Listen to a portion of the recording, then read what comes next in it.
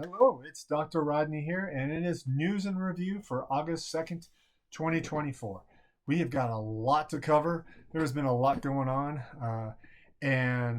so we'll get started. The week started off with the closing ceremonies opening ceremonies at the Olympics, and even before that, we had major Olympic news, and that was the Canadian women's soccer coach was sent home along with two assistants for spying on their opponents using drones over practice.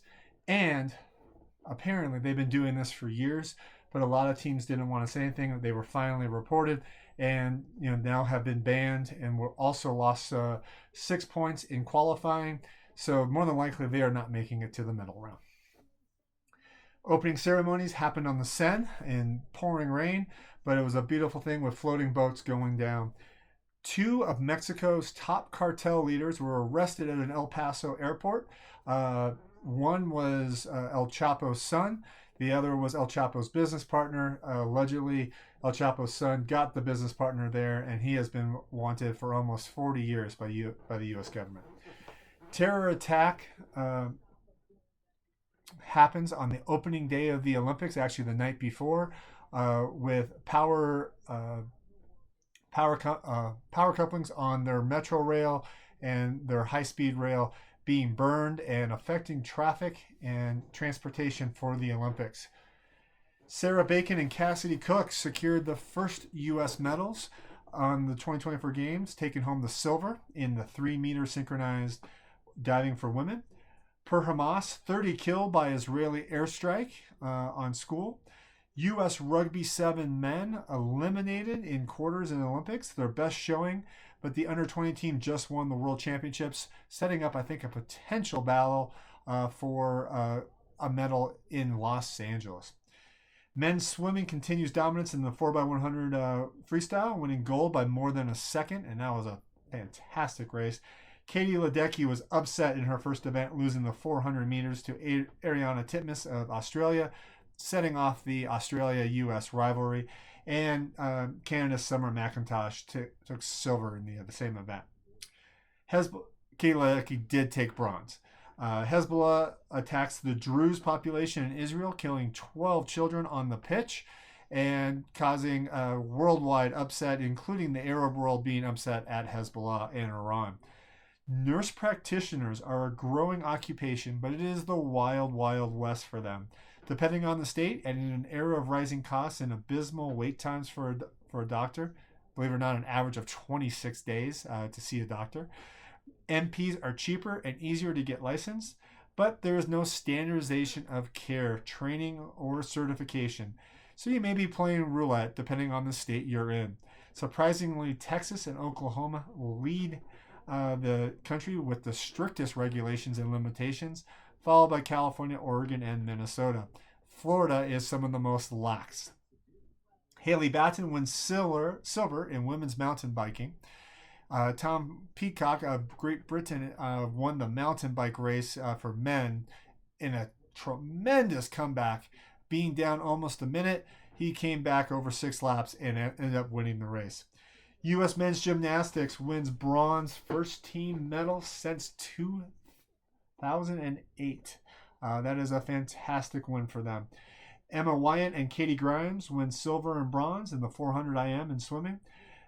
Jay Patton and Nick Houston win silver and bronze in men's street skateboarding. U.S. women's rugby 7 wins bronze, best ever showing for women's rugby. U.S. women's gymnastic team wins team gold, bringing back the gold after losing it in Tokyo. Olympic broadcaster Bob Ballard loses job. This is funny, folks. This is actually really funny. After commenting about Australian women's swimming team before a gold medal ceremony. And I say funny, not funny haha, but like, why are we even saying stuff like this in today's world? But this was his comment. And remember, it's his comment. This is quotes. Well, the women are just finishing off. You know what women are like, hanging around doing their makeup.